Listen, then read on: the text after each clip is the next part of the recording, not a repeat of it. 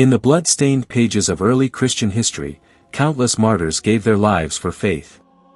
But among them stands a young woman whose story of courage, charity, and defiance still echoes through the centuries. This is the story of Saint Anysia of Thessaloniki. Around the year 284, in the bustling port city of Thessaloniki, modern-day Salonika, Greece, a daughter was born to one of the city's most respected Christian families. Her name was Anysia. Her parents were not only wealthy but deeply devout. In an empire where being Christian meant living in the shadows, they raised their daughter in profound piety, teaching her the ways of Christ despite the constant danger. But tragedy struck. While still young, Anysia lost both her parents. She inherited their considerable fortune and stood at a crossroads that would define her entire life. What happened next shocked Thessaloniki's elite. This young heiress, who could have lived in luxury, made a radical choice. She sold everything, her property, her fine clothes, her possessions, and gave it all to the poor. Anysia embraced voluntary poverty. She committed herself to fasting, keeping vigil through the night, and constant prayer. While others her age attended banquets and sought marriages, she sought only Christ. But these were the darkest days for Christians in the Roman Empire. Co-Emperor Maximian, who ruled from 286 to 305, unleashed one of history's most brutal persecutions. An imperial edict declared something unthinkable: any person could kill a Christian without punishment. It was open season on the faithful. The streets ran red with martyrs' blood. Christians went into hiding. They worshipped in secret, always watching over their shoulders.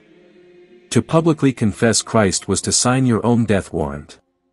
But Anysia refused to abandon her faith.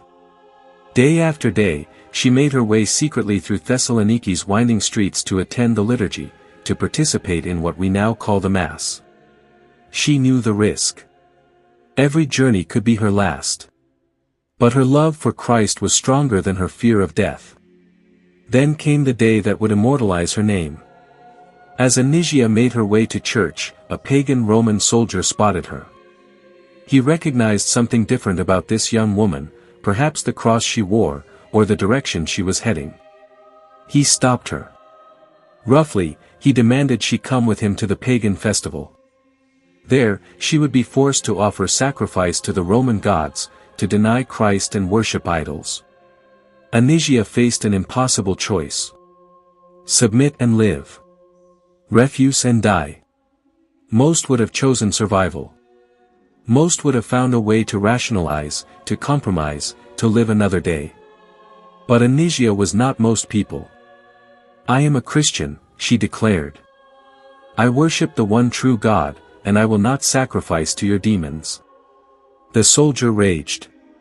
He tried to drag her by force. In an act of ultimate defiance, Anysia spat in his face.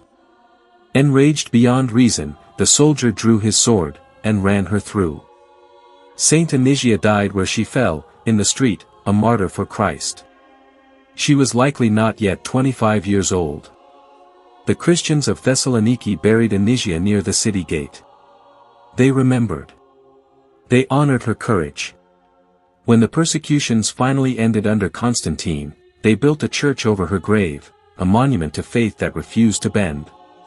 Today, Saint Anysia is especially honored in the Eastern Orthodox Church, with her feast day celebrated on December 30th. But her story belongs to all Christians.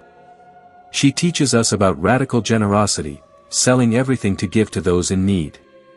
About persistent prayer, keeping vigil when others sleep. About moral courage, defending purity and dignity against violence. But most of all, she teaches us about the cost of confession. In an age when faith is often reduced to private opinion, Anysia reminds us that following Christ may demand everything. She was asked to choose between comfort and Christ, between survival and truth, between compromise and confession. And in that moment, this young woman chose eternity.